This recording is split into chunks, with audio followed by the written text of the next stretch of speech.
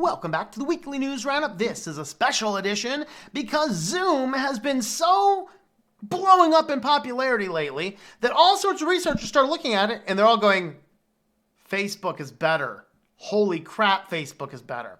And so we're going to talk specifically about Zoom. Before we do, if you are looking for an alternative to your current phone carrier, definitely consider looking at Mint Mobile.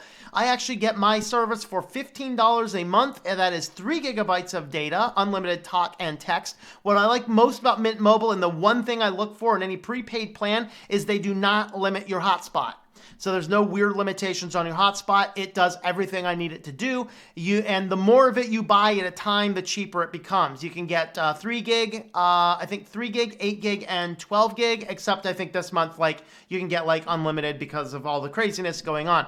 So have a look at my affiliate there, tlm.li/mm. And with that, let's go ahead and jump on over into the news, looking at how security researchers wreck Zoom. All right, so first and foremost, from The Intercept, Zoom meetings are not end-to-end encrypted. Encrypted. Yeah, they are encrypted, all right. They're not end-to-end encrypted despite misleading marketing.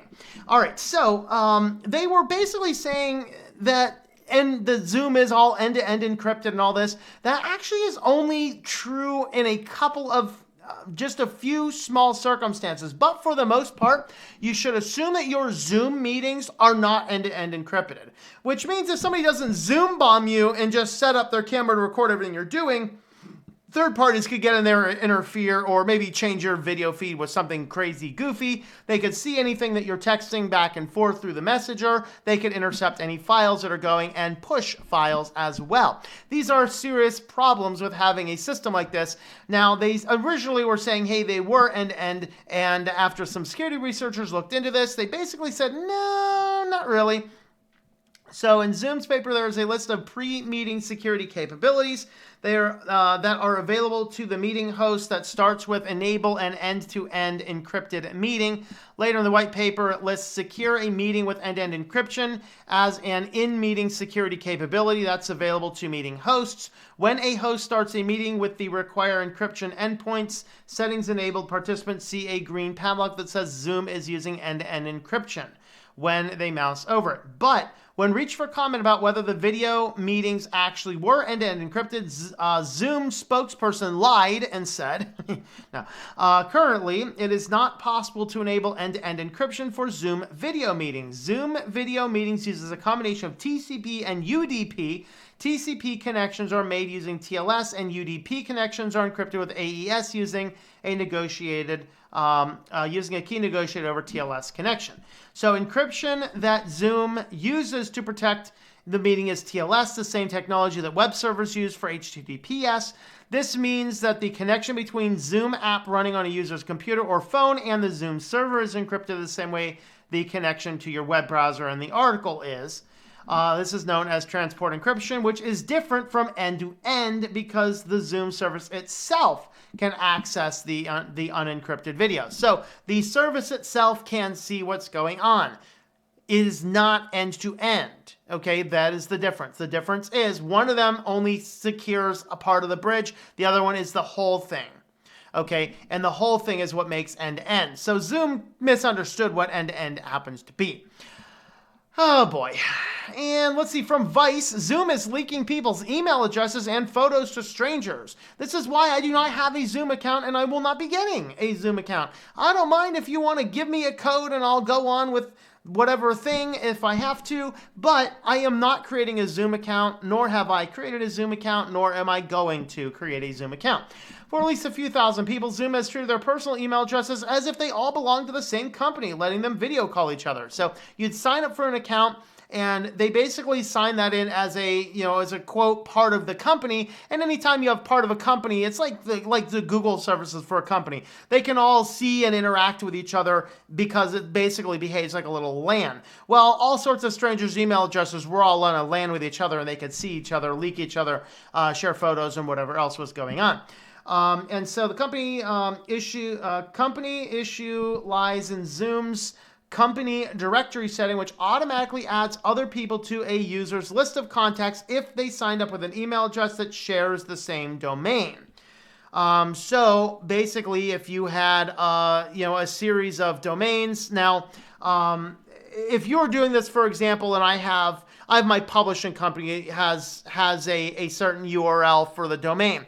Anybody that I would have with a URL in that had a Zoom account would be put into the same company. Well, that could be convenient if I were doing a company-based create. But what happens when you have a at gmail.com, at outlook.com, and you name it? Well, they all get put into the same company directory. Oh, whoops. So, and of course, with everybody using these stupid Google addresses and things like this, instead of having their own domains, this ended up being a big security nightmare. I was shocked by this. I've subscribed with an alias. Fortunately, I saw 995 people unknown to me with their names, images, and mail addresses. Said this individual, a Zoom user impacted by the issue who flagged it to Motherboard, wrote an email. She provided a redacted screenshot of him logged into Zoom with the nearly 1,000 different accounts listed in company directory section. He said these were all people I don't know, of course, and said that his partner had the same issues with another email provider and had over 300 people in their contact list. So I'm not sure if these were all at Gmail or at whatever, but yeah. On its website, Zoom says, by default, your Zoom contacts directory contains internal users within the same organizations. Whoops! A lot of people use Gmail accounts? They're all the same company. Why not, So, let's see. Who either on the same account or use email addresses uses the same domain as yours, except for public. Now, they do specifically say public domains were not affected. Gmail, Yahoo, Hotmail. Apparently, it actually something slipped, and that actually happened a little bit. But a lot of it happens to be a lot of your other email service providers as well, as we dive into that. Pardon the proctology lesson, I guess. I don't know, whatever. Vice, what kind of ads are you running? Anyway, this is why I run ad blockers, except on this computer. Right. Let's see. I guess that's enough to cover on that. That's bad enough. That's kind of crazy enough. All right. You guys using Zoom on Windows computers. Awesome. Attackers use Zoom to steal Windows users' credentials with no warning. So, escalatable. So, Zoom for Windows converts network locations into clickable links. What could go wrong? So, you get in there and basically you can click in and get in some vulnerabilities. So they said the bug appeared in a separate pair of bugs disclosed by researcher Patrick Wardle, who had been fixed. The video conferencing company also said it was enacting a feature freeze for the next 90 days so it could focus on securing the features that are already in place. Wednesday's post also said that UNC vulnerability described in the post and a separate pair of vulnerabilities found Zoom for Mac OS. We're going to get to the Mac OS one in a minute. Don't be like, I got Mac, I'm good. No, you're not. Because Zoom Zoom for Mac also allowed a full root escalation, including access to your web camera, mic, all sorts of fun stuff. What could possibly go wrong? So anyway, whether you're on Windows or whether you're on Mac, us guys on Linux with Flatpaks, we're okay. We're okay. Flatpak isolates around from the system. Linux is like, no, bro.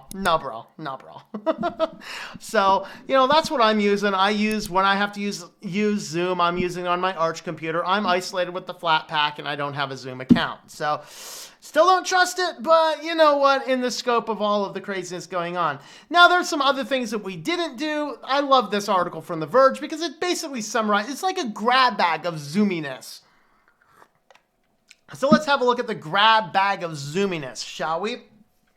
So over here, basically, it's just kind of going into all the different issues. Zoom is taken off because of the Voldemort virus. And so let's see, the first problem with the Zoom bombings, because you basically, unless the meeting is specifically set up to only allow certain people in, then the meeting keys can easily be guessed. I mean, you can sit there if you have a spare few minutes, grab yourself some dice from the old Dungeons and Dragons and, roll some dice and just enter the keys in as you roll them in the dice. And then just, click, hit enter and see if you find yourself in a meeting. Now, don't do it naked. That's what one guy did. Caused one school to tell everybody turn off your video cameras and stuff like this because some naked dude was Zoom bombing school classes. Oh, Lordy, that's all we need. Mommy, I saw a guy come. Never mind. Anyway, so yeah, the Zoom bombings were coming in, so they could kind of jump in and look into all this kind of stuff. People just kind of jump right on. And second problem is it began to generate directories of every email address that signed into a call, and then let strangers start placing calls to one another. Oh boy. So that's the company directory setting. We already talked about that. Next, it ran around telling the whole platform is end-to-end encrypted. Yeah, that ended up not being quite so. Let's see. We had evades macOS administrator controls, installs itself without you having to ask your boss for permission. So it would get around that. It could steal the Windows credentials as well. More of a Windows problem than a Zoom problem, but, you know, a security researcher Wednesday found 2 additional ways to exploit them. At this point, you may be wondering what Zoom has to say about all this. So the protocol, is it that's what they say. Anyway, the product wasn't designed for consumers, says CMO. Oh, God, it's Pelosi. No, we can't get away from them. All right. But a whole lot of consumers are using it. Forces Zoom to evaluate a lot about the platform. Well, let's see here. We have an app. Oh, it's not designed for consumers. All of these are things that would seriously compromise a network. Yeah, Zoom's kind of crazy, people. So anyway, it's not a consumer app. Keep that in mind. So next time somebody says we got to use Zoom for this, say, no, it's not a consumer app. We're not a business. It's not a consumer app. Sorry, can't do that. Find another solution. Maybe a FOSS one. So anyway, what are they doing? They're just doing their feature freeze for, now it says here 30 days. The other article says 90 days. This is Verge, so I'll believe 90 days instead of 30. But anyway, what do you guys think? Are you excited about all this great new Zoom use you guys are all doing? Or let me know your thoughts in the comments down below.